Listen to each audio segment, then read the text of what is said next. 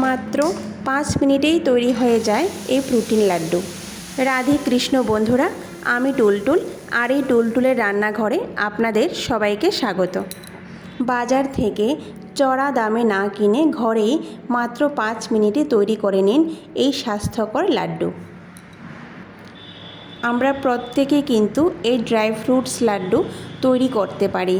আমি কিভাবে খুবই সহজভাবে এই ড্রাই ফ্রুটস লাড্ডু তৈরি করছি সেটাই আজকে এই ভিডিওর মাধ্যমে দেখানো হবে। তাহলে চলুন বন্ধুরা, আমি কি করে এই ড্রাই ফ্রুটস লাড্ডু তৈরি করছি দেখে নেওয়া যাক।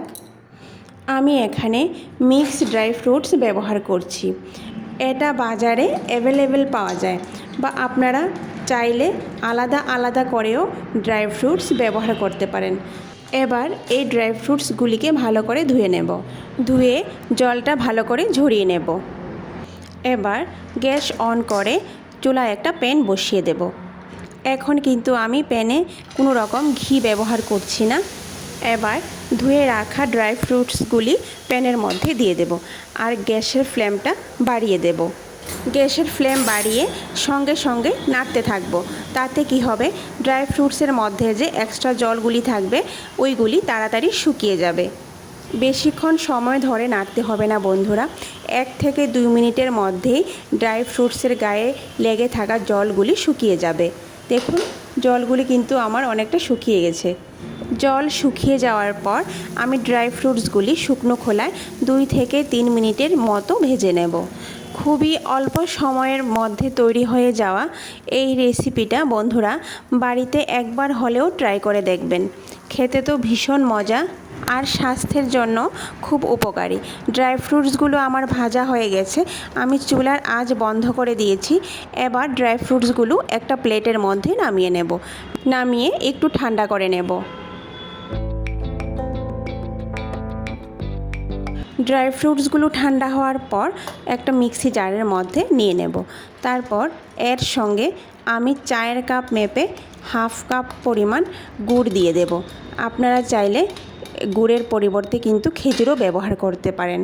আমি এখানে খেজুরটা ব্যবহার করছি না, খেজুরের পরিবর্তে গুড়টা ব্যবহার করছি। এখন মিক্সি জারে ঢাকনা লাগিয়ে পেস্ট করে নেব।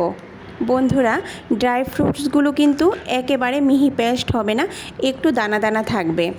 ড্রাই ফ্রুটসগুলো আমার পেস্ট করা হয়ে গেছে। এবার একটা থালের মধ্যে নিয়ে নেব। দেখুন, একদম কিন্তু মিহি পেস্ট হয়নি, একটু দানা দানা রয়ে গেছে। এর থেকে বেশি আর পেস্ট হবে না। এবার একটা থালার মধ্যে নামিয়ে নিচ্ছি।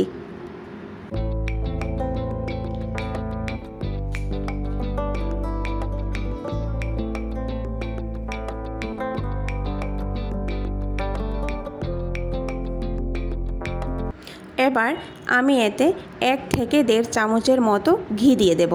ঘি দিয়ে ভালো করে মেখে নেব।